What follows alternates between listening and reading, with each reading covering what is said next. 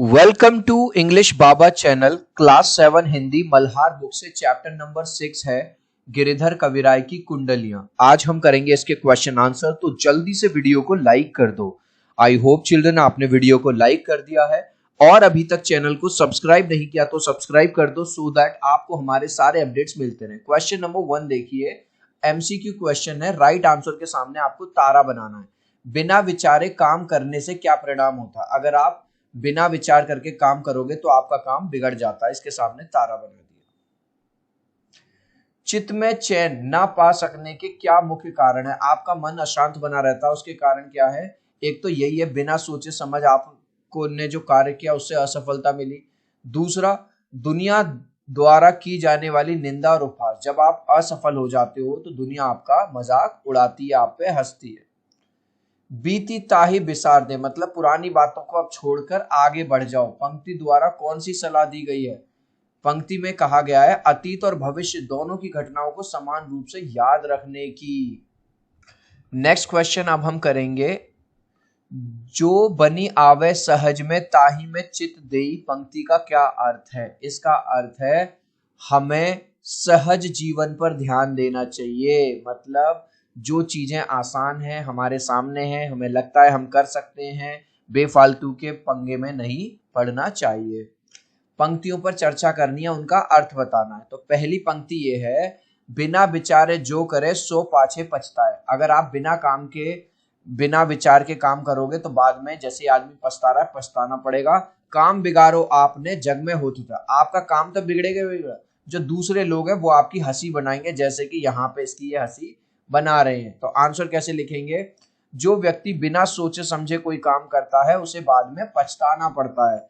ऐसा व्यक्ति न केवल अपना काम बिगाड़ लेता है बल्कि समाज के लोग भी उस पर हंसते हैं। देख लो, इसने अपना काम बिगाड़ दिया, पछता तो रही है और समाज के लोग भी इस पर हंस रहे हैं।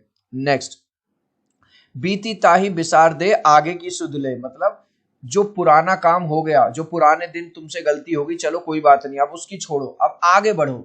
ठीक है।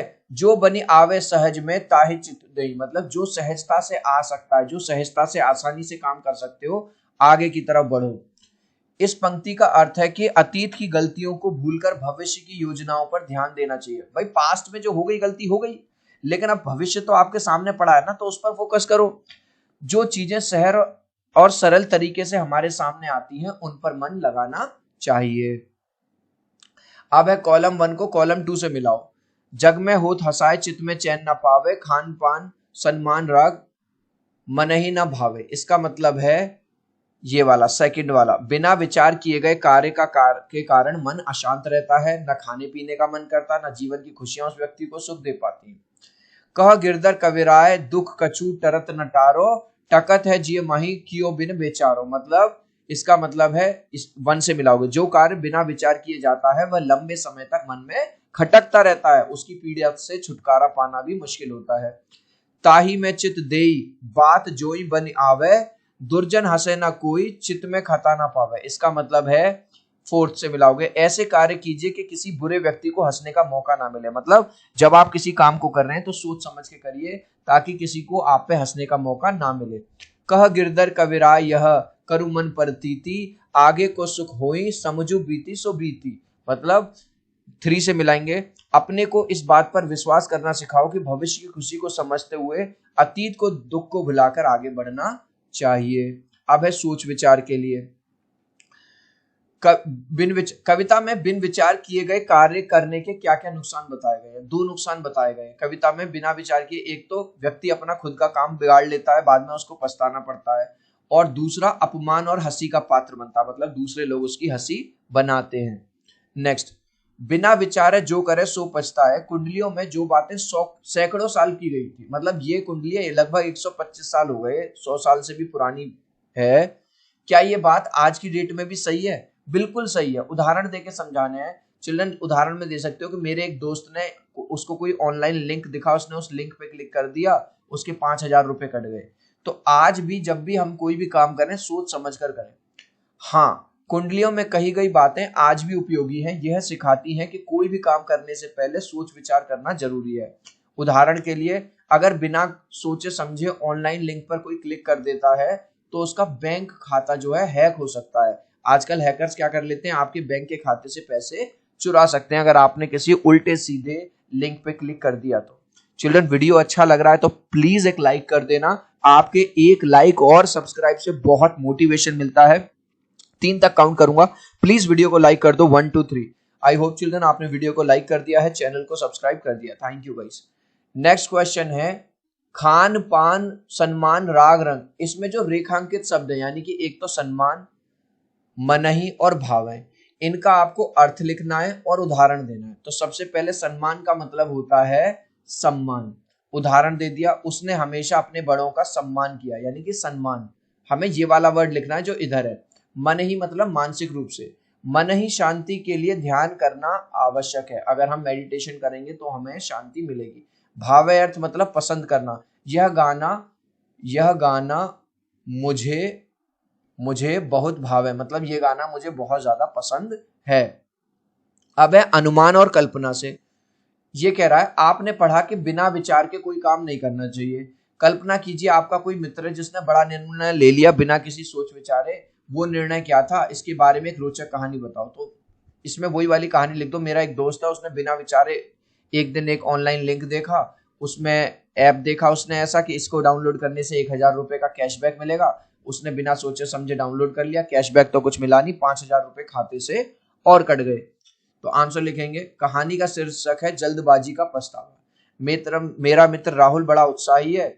एक दिन उसने एक ऑनलाइन विज्ञापन देखा, एडवर्टीजमेंट, जिसमें लिखा था इस ऐप को डाउनलोड करें और 1,000 रुपए का कैशबैक। उसको लालच आ गया 1,000 रुपए का। राहुल ने बिना सोचे समझे लिंक पर क्लिक किया, ऐप डाउनलोड कर लिया। उसने अपनी बैंक डिटेल्स भी डाल दी वहां पे। कुछ ही मिनटों में उसके खाते से 5,000 रुपए कट गए। तो इसका प्रभाव क्या हुआ, राहुल को न केवल पैसों का नुकसान हुआ बल्कि वो कई दिनों तक डिप्रेस्ड यानी तनाव में रहा।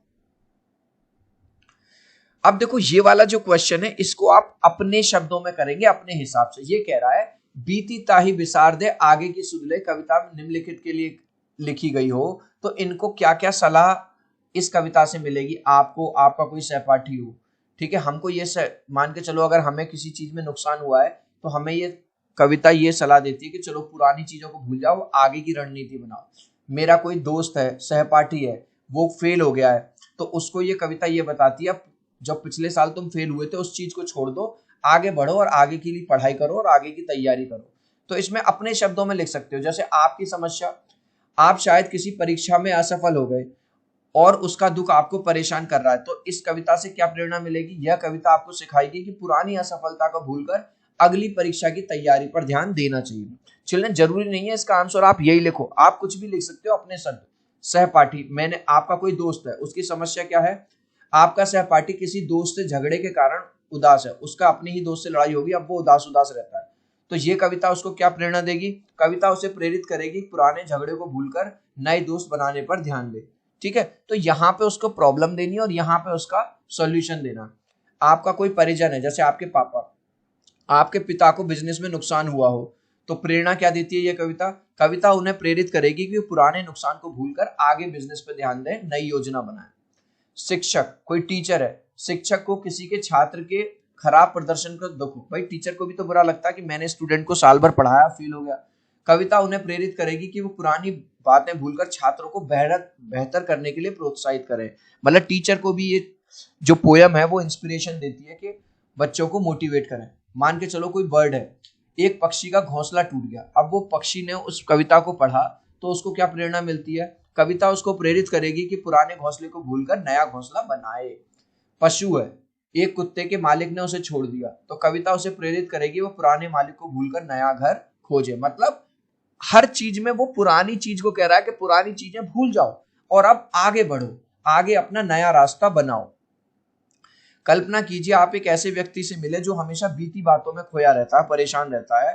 आप उसे समझाने के लिए क्या कहेंगे, मैं उस व्यक्ति से करूंगा, भाई जो बीत गया उसे तो अब बदला नहीं जा सकता, अब आने वाले समय पर ध्यान दोगे तो जिंदगी में फिर से खुशियां लौट आएंगी। अब क्या है, शब्द शब्द से जुड़े, ठीक है, नीचे यहां मन से जुड़े कुछ शब्द हैं जैसे चैन, वो आपको यहाँ पे भरने हैं। तो हमने यहाँ पे भर दिए, मन कैसा होना चाहिए, एकाग्र, मन में संतोष होना चाहिए, ध्यान करना चाहिए, स्मृति, आत्मविश्वास रखना चाहिए और आत्मज्ञान। अब ये कह रहा है जो आपने 2 कुंडलियां पढ़ी हैं, ठीक है, उनकी विशेषताएं बतानी है आपको इस टेबल में। तो हमने बता दी। पहले तो कह रहा जो दोनों में हो, तो दोनों मानव व्यवहार पर शिक्षा दी गई है, दोनों कुंडलियों में संदेश दिया गया है और उपदेश पर रखा है कि आगे बढ़ो। अब जो किसी एक में हो, पहली कुंडली में क्या कह रहा है, कार्य करने से पहले सोचने की जरूरत पड़ती है, ये वाला लिख देना बस आप, पॉइंट ये मत लिखना। और दूसरे में कहा है अतीत को छोड़कर भविष्य, पुरानी जो गलतियां हो गई, अब आगे बढ़ो। अब है भाई क्या नाम है, कॉलम 1 को कॉलम 2 से मिलाना है। पंक्ति की अंतिम शब्द की ध्वनि आपस में मिलती जुलती हो, तो देखो आवे और पावे आपस में मिल रहे हैं, तो पहले को इससे मिला दोगे आप। कवि का नाम उल्लेख किया हो, कवि का नाम है गिरिधर कविराय, तो इसमें आया है। एक दूसरे के विपरीत वाले शब्द आए हों, तो बीती मतलब पुराने और आगे मतलब आगे बढ़ने वाले, वो इसमें। एक ही वर्ण से शुरू होने वाले ब बिना विचारे ब, तो इसको मिलाओगे आप इससे। अब कह रहा है काल से जुड़े शब्द इसने आपको दे दिए, जैसे कल, परसों, पहले, पिछला। वर्तमान में कहते हैं आज, भविष्य में कहते हैं कल, ठीक है। इनसे आपको काल व्यक्त करने वाले 3-3 वाक्य बनाने हैं। लो बना दो भैया। जैसे भूतकाल में बनाने हैं, कल मैंने किताब पढ़ी। वर्तमान में होगा, प्रेजेंट में होगा, आज मैं किताब पढ़ रहा हूं। भविष्य यानी फ्यूचर में होगा, कल मैं नई किताब पढ़ूंगा। परसों, अब जरूरी नहीं है मैंने यहाँ पे लिख दिया परसों मैं बाजार गया था, तो तुम भी यही लिखोगे। तुम लिख दो परसों मैंने पिज्जा खाया था, ठीक है, कुछ भी। परसों मैं स्कूल गया था, आज फिर मैं अभी अभी मैं बाजार से लौटा हूं, परसों मैं बाजार जाऊंगा।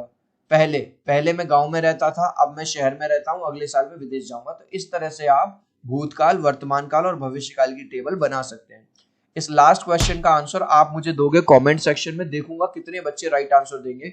किसी भी काम को सोच समझकर करना चाहिए। ये स्टेटमेंट ट्रू है या फॉल्स है?